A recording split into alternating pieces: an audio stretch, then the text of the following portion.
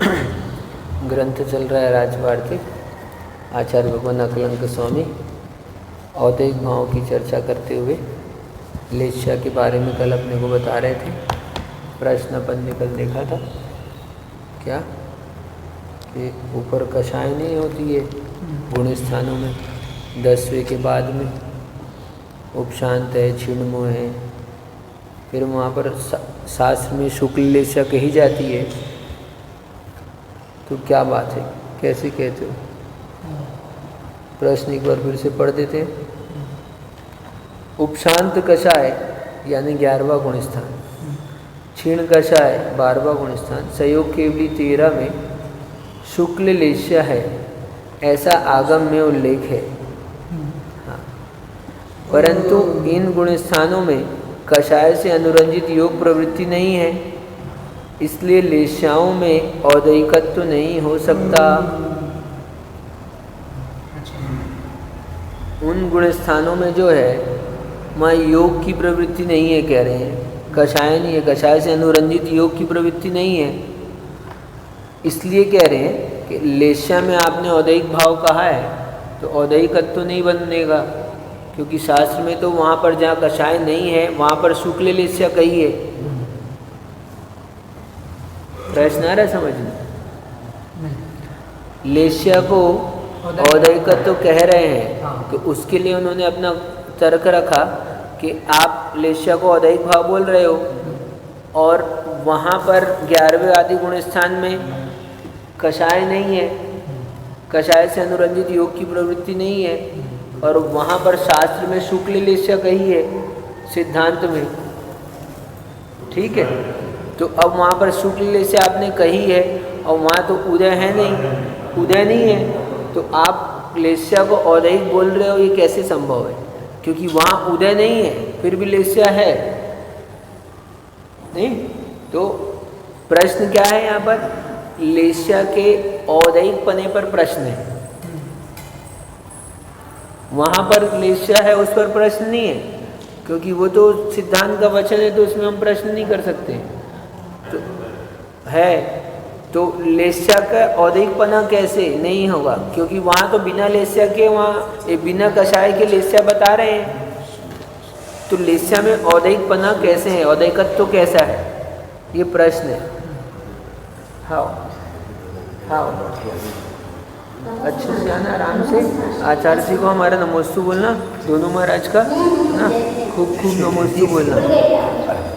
Mask में देखे ही नहीं उन्होंने, कुछ नहीं भेज, नमोस्तु भेज दो आप, भेजना है भेज दो आप। हाँ तुम्हारा भेज दो, अच्छा भेज दो, ऐसा गिफ्ट आचार्य जी के काम लायक। एक गिफ्ट दे रहे हैं आचार्य जी के लिए, दे देना आप।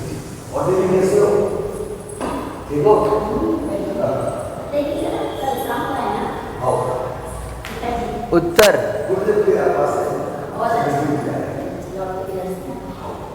यह दोष नहीं है, यद्यपि इन गुण स्थानों में कषाय के उदय से अनुरंजित योग प्रवृत्ति नहीं है, तथापि वहाँ भूत प्रज्ञापन नय की अपेक्षा शुक्ल लेस्या उपचार से कही है, यानी पास्ट के कारण से कह रहे हैं। जैसे ये मास्टर साहब थे पहले, है ना, क्या दे दो, बढ़िया। हाँ नमोस्तु बोलना हमारा, देख लेते खोल के एक बार, उसमें कुछ लिखाएगा तो नहीं है अंदर में, देख लिया ना? नहीं पैक तो है, लिख के आई हो आपके पास नहीं तो आचार्य जी के बाद भेज रहे हैं ना, तो पहले एक बार चेक कर लो कुछ है तो नहीं और कुछ लिखा तो नहीं है, तो भी देख लो बस। ठीक, पत्र लिखना था, मैं आलस कर दिया था, लेकिन वो जा रहे हैं अब नहीं, अभी नहीं, वो अभी जा रहे हैं, अभी नहीं, नहीं ये ना खाली इनको फाड़ना है। अच्छा हाँ। तो फिर सही चीज सही तरह याद दिला दिया, ऐसे नहीं तो मैं भूल ही गया था। सही, सॉरी आपको उसी के अंदर डाल दो सीधा डायरी में, बस पर डाक से दो, जल्दी से दे दो, निकाल। एक दो प्रायश्चित लिखना है। अब क्या, अब अगले में लिख देना। लिखना तो लिख दो जल्दी से, हम नहीं जानते, आप जो करना करो। तो यहाँ भूत प्रज्ञापन, जैसे कोई अब स्कूल में पढ़ाते नहीं है तो भी अब इनको कहते हैं मास्टर साहब, पढ़ाई छोड़ दी, रिटायर हो गए, तो क्या कहलाते हैं, क्या क्यों कहलाते हैं, पहले मास्टर थे।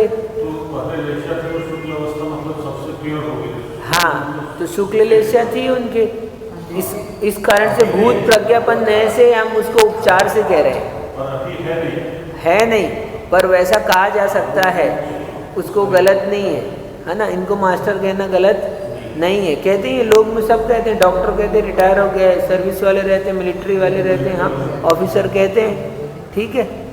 तो ऐसे ही कह रहे हैं भूत प्रज्ञापन ऐसे, यानी भूत में ऐसी थी उनके पास मलेशिया, इसलिए यहाँ पर उपचार से कह रहे हैं, उपचार कह दिया। अब सुनो, जो योग प्रवृत्ति पहले कषाय से अनुरंजित थी वही यह है। पहले योग की प्रवृत्ति थी और वो कषाय से अनुरंजित थी, तो योग तो वही वाला है लेकिन कषाय नहीं है अभी, ठीक है। तो ये वही योग है, यानी आप इनके साथ में रहते थे, अब नहीं रहते हो, ये वही है जिनके साथ में आप रहते थे, ठीक है। जैसा कोई होता है क्या, कुछ अच्छे लोगों के साथ रहता है तो वो आदमी अभी भी ऐसा कहलाता है, भले अब नहीं रहे। हाँ, कुछ बुरे लोगों के साथ रहता है तो भी वो ऐसा कहलाता है। तो ये वही योग है, ये योग प्रवृत्ति पहले कषाय से अनुरंजित थी वही है। इस प्रकार एकत्व उपचार का निमित्त होता है, यानी हमने उपचार किया तो उपचार बिना निमित्त के नहीं कर सकते, ऐसे नहीं हो सकता किसी का भी उपचार कर दो। उपचार में कुछ ना कुछ बात होनी चाहिए, कुछ ना कुछ क्लॉज। वो बिल्ली को अपन शेर बोल देते हैं, बच्चे को दिखाना है तो देखो शेर शेर बिल्ली, तो बिल्ली शेर जैसी दिखती है इसलिए बोलते हैं, और नहीं दिखती होती तो ऐसे नहीं बोलते शेर। तो कुछ जो उपचार कर रहे हैं, उपचार के लिए अपने को निमित्त चाहिए, ठीक है।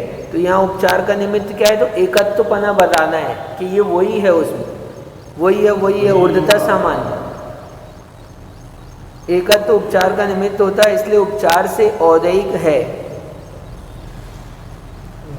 और योग प्रवृत्ति का अभाव होने से अयोग केवली अलेस्या कहे जाते हैं, ठीक है। और अयोग केवली होते हैं 14वां गुण स्थान, हाँ 14वां गुण स्थान होता है, वहाँ योग नहीं होता, तो वहाँ लेस्या नहीं कहती, वो लेस्यातीत।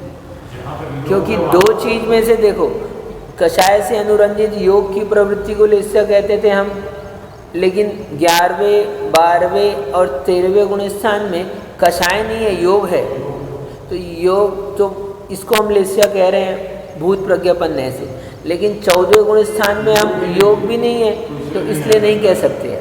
कुछ ना कुछ चाहिए ना एकत्व बताने को, तो इसमें उपचार नहीं चलेगा, इसमें नहीं लगा सकते उपचार। नहीं तो कोई कहे कि आप उसमें उपचार लगा दो, तो जो उपचार लगाना है उसके लिए कुछ ना कुछ निमित्त चाहिए, एकत्वपना बनाना है। तो योग ही भी नहीं है, कषाय भी नहीं है, एकत्व बनेगा कैसे, तो इसलिए वहाँ पर नहीं कहा जाता, ठीक। ये उत्तर हो गया। भूत प्रज्ञापन नए की अपेक्षा से वहाँ पर लेस्या कहते हैं, कहाँ पर, 11वें 12वें और 13वें गुण स्थान में अरिहंत भगवान के, ठीक है। 13वां गुण स्थान अरिहंत भगवान का, केवली हो जाते हैं ना, वो 13वां गुण स्थान।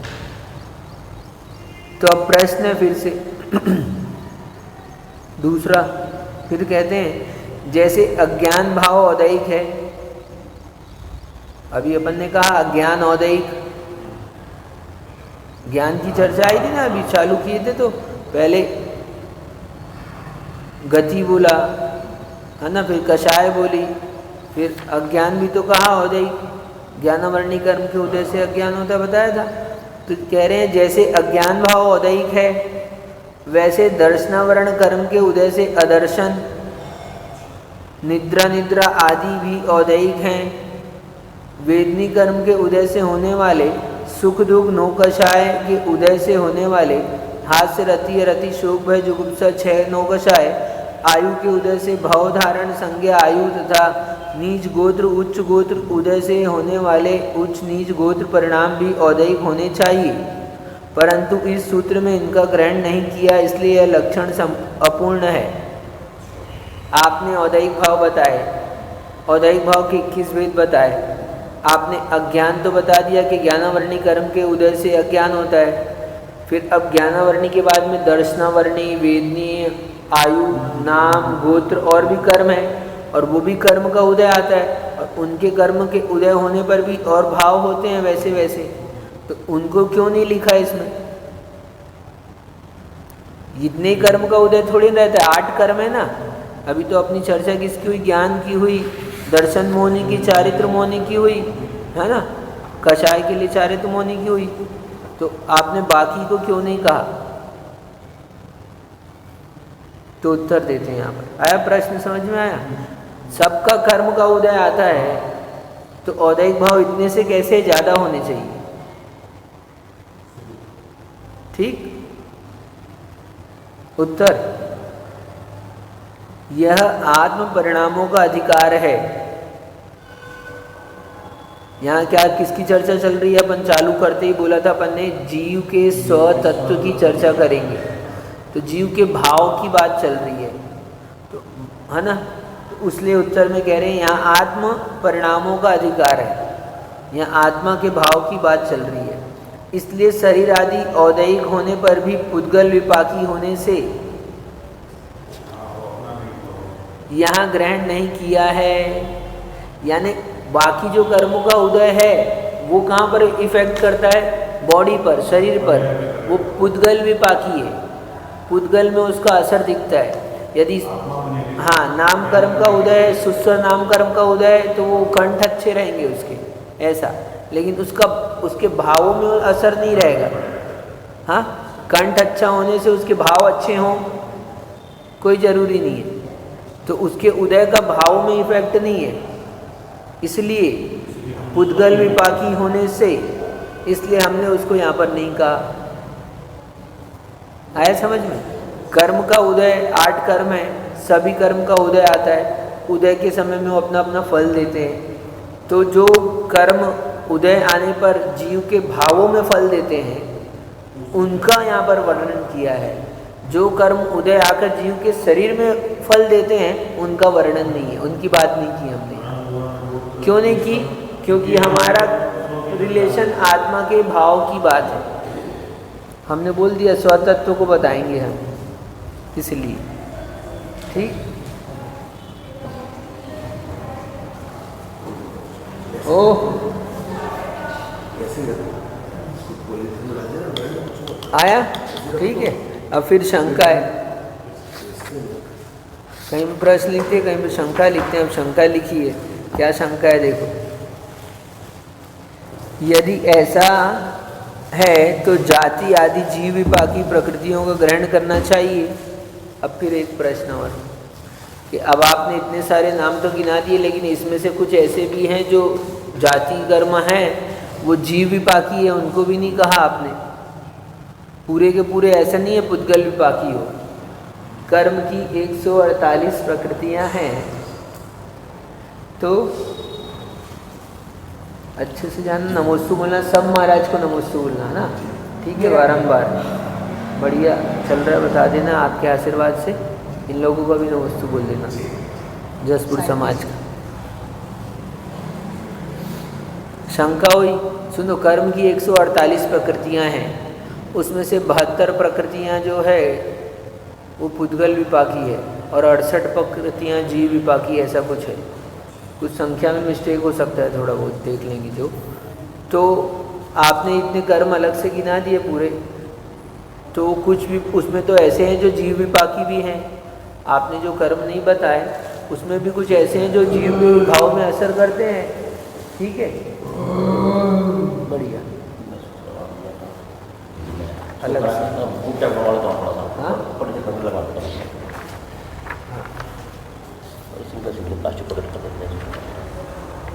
हाँ, ये वाली तो हाँ आपकी है ना, 44 नंबर की।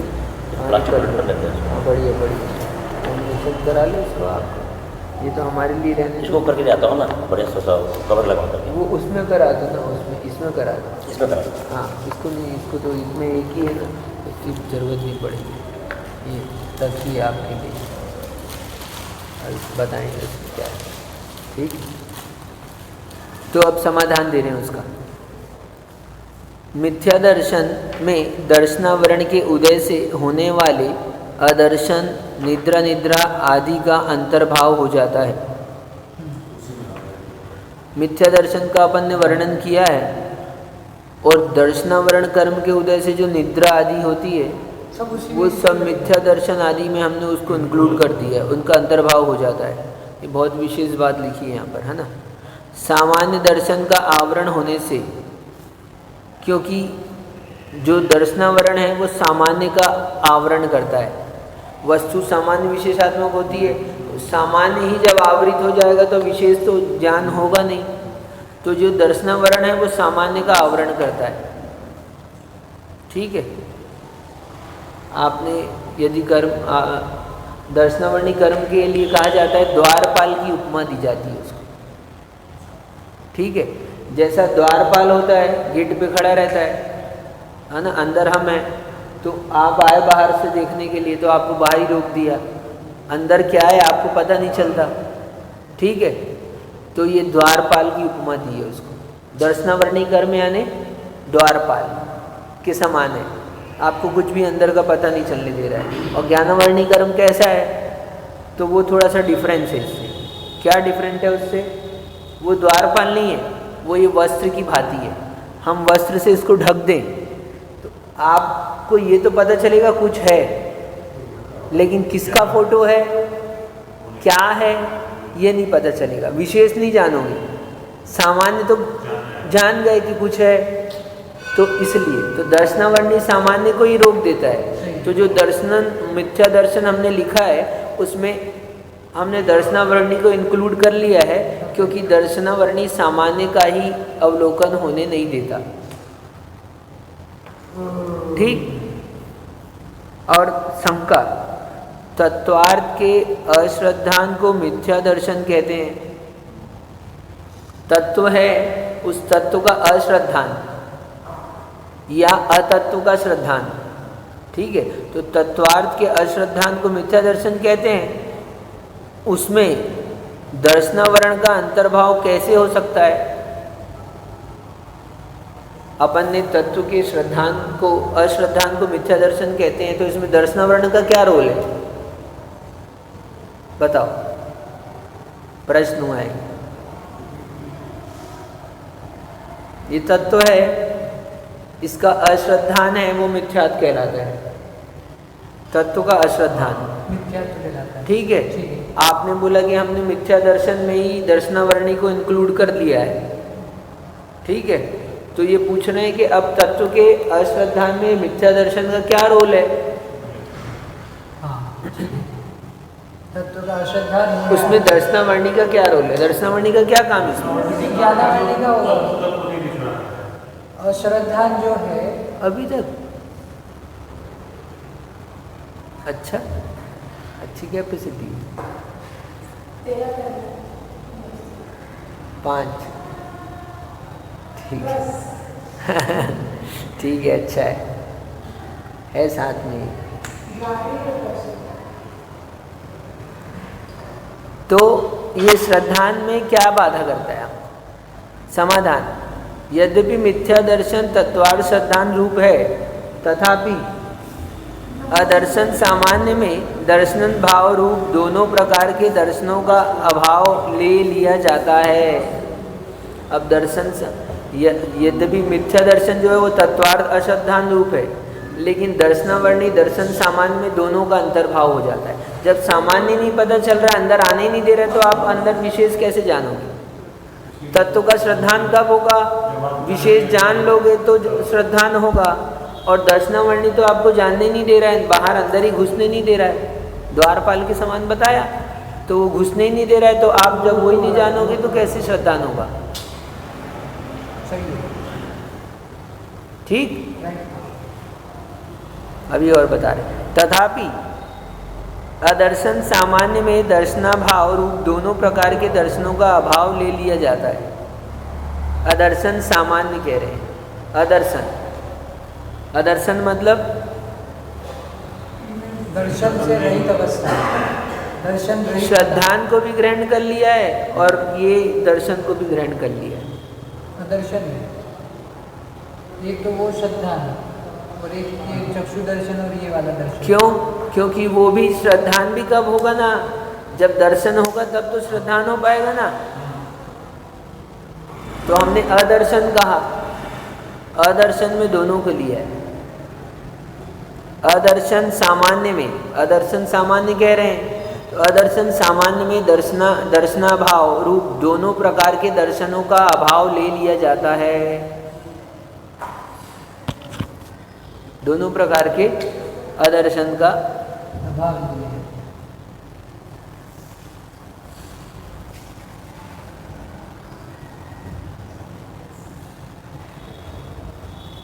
ले लिया जाता है, दर्शन सामान्य। यह भी एक विशेष है। दूसरा विशेष है कि अदर्शन अप्रतिपत्ति और मिथ्या दर्शन एकार्थवासी है। और क्या कह रहे हैं कि यह भी एक विशेष है। दूसरा विशेष है कि अदर्शन अप्रतिपत्ति और मिथ्या दर्शन ये एकार्थवाची है। अदर्शन कहो या अप्रतिपत्ति कहो, ज्ञान होना प्रतिपत्ति कहलाता है, तो अप्रतिपत्ति उसका विपरीत, और मिथ्या दर्शन ये सब एकार्थवाची है। इस कारण से भी आप लगा सकते हो। अदर्शन सामान्य, यहाँ पर कह दिया अदर्शन औदैहिक भाव है, तो अदर्शन सामान्य कहा है तो उसमें दोनों ले हो आप। चार गति चार कषाय लिंग, मिथ्या दर्शन कहा है ना, तो मिथ्या दर्शन में ही दर्शन को इंक्लूड कर। ये तीनों एक ही चीज, एक ही उसको वाच्य को इंडिकेट कर रहे हैं। हाँ, ये तीनों वाचक एक ही है, चाहे वो अदर्शन हो, अप्रतिपत्ति हो। अप्रतिपत्ति का अर्थ क्या होगा सामान्य से? अज्ञान। प्रतिपत्ति यानी जानना होता है, ठीक है, और नहीं जानना। आया समझ में? चलते हैं थोड़ा आगे। अब लिंग के सहचारी होने से हास्य रति आदि 6-9 कषाय का अंतर्भाव लिंग में हो जाता है, क्योंकि जैसे सहचर होने से नारद का ग्रहण करने से पर्वत का ग्रहण हो जाता है। अब देखो, आप लोगों ने प्रश्न नहीं किया, लेकिन इन्होंने किया प्रश्न, आप लोगों को करना चाहिए था। कितनी होती कषाय? 4 कषाय होती है, उसी के और भेद कर दो तो 16 भी हो जाती है, और 9 कषाय होती है, ठीक है। उसमें अपन ने लिंग को औदैहिक भाव कहा, बाकी को नहीं कहा। तो ये कह रहे हैं लिंग में बाकी का अंतर्भाव हो जाता है। कैसे? क्योंकि जब ये आती है तो इसके साथ में वो भी आती है ना। तो जैसे लिंग है तो निश्चित 9 कषाय बाकी भी होगी। जैसे कोई 2 व्यक्ति है हमेशा साथ में रहते हैं ना, तो एक जने के आने पर अपन समझ जाते कि वो भी आ गया, ठीक है ना। तो ऐसे नारद और इसकी क्या बोलते वसु की कथा, नारद का ग्रहण, पर्वत, नारद और पर्वत की कथा लोक में प्रसिद्ध है। जहाँ नारद और पर्वत मित्र थे, वो दोनों एक साथ रहते थे, तो नारद का ग्रहण करना, नारद को बोल दिया यानी दोनों को बोल दिया, ऐसा। तो ऐसे हमने यहाँ पर लिंग बोल दिया है, इसका मतलब वो 6 हास्य रति अरति शोक भय वो सबको भी ले लो, वो सब भी औदैहिक है, अलग से नहीं कहा। सूत्र में तो छोटा करके बताना है हमको, तो एक को ले लिया, इसका मतलब सब आ जाए उसमें, इसलिए उसको ले लिया लिंग को। स्त्री वेद, पुरुष वेद, नपुंसक वेद की चर्चा आई थी, तो वो वेद को लिया, इसका मतलब है आप हाथ से भी ले हो, रति भी ले हो, रति भी 9 कषाय पूरी ले लो, ठीक। इस तरह से इंक्लूड किया है। 9 कषाय भी औदैहिक भाव है। हंसना, हंसी आती ना, तो कर्म के उदय से, उदय के कारण औदैहिक भाव, ठीक। अब लास्ट कहते हैं इसमें गति अघाती कर्मोदय का उपलक्षण है।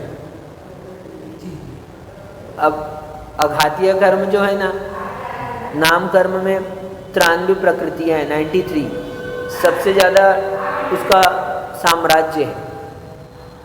नाम कर्म की 93 प्रकृतियाँ हैं, तो नाम कर्म की 93 प्रकृतियों में सब पुद्गल विपाकी है ऐसा नहीं है, कुछ जीव विपाकी भी है।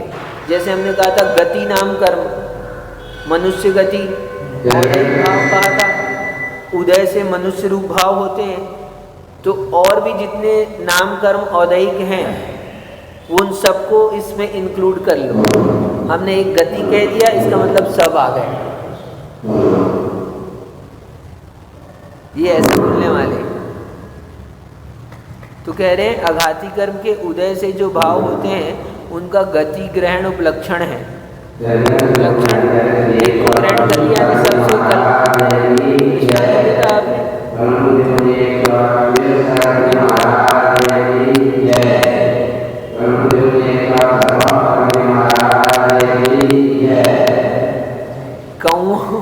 कौओं से घृत की रक्षा करना।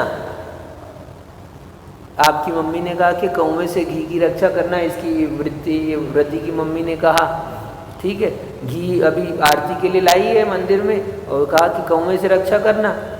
तो ये वो कुत्ता आया रोड में से और घी खा रहा था। तो व्रती ने कहा क्या है ये, है ना, आपने तो बोला था कौवे से, है ना, तो हमने कौवा कहा, इसका मतलब क्या है, सभी से रक्षा करना है अपने को कुल मिलाकर की। कौवा उपलक्षण न्याय कहलाता है। एक कह दिया है इसका मतलब सभी। क्लास में बोल देते हैं कभी कभी एक को, है ना, एक को बोल दिया ने वो सबके लिए आदेश हो जाता है। तो ऐसे ही तो यहाँ पर हमने गति मात्र कह दिया औदैहिक भाव, तो गति नाम कर्म के साथ साथ और जितने भी नाम कर्म औदैहिक रूप हैं वो सब उसमें इंक्लूड हो गए।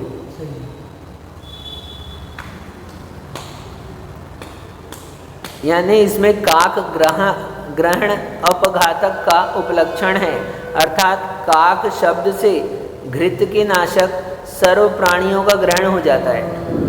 उसी प्रकार अघातीय नाम कर्म के उदय से होने वाले गति रूप औदैहिक भाव के नाम कर्म के उदय से होने वाली जाति आदि तथा आयु गोत्र और वेदनी कर्म के उदय से होने वाली जीव विपाकी सर्व भाव ग्रहित हो जाते हैं। जितने भी ऐसे कर्म हैं जो जीव के भावों में संबंध रखते हैं, भावों में विकार देते हैं, उन सब को हम गति नाम कर्म के, जाति नाम कर्म से ग्रहण कर लेते हैं। जितने भी जीव विपाकी है, ठीक, क्योंकि इसमें पूरे नहीं गिना है, आपने एक गिना है इसलिए। अब प्रश्न है, फिर छोटा सा प्रश्न करके चलते हैं अपन। इस सूत्र में यथाक्रम यह कहना चाहिए,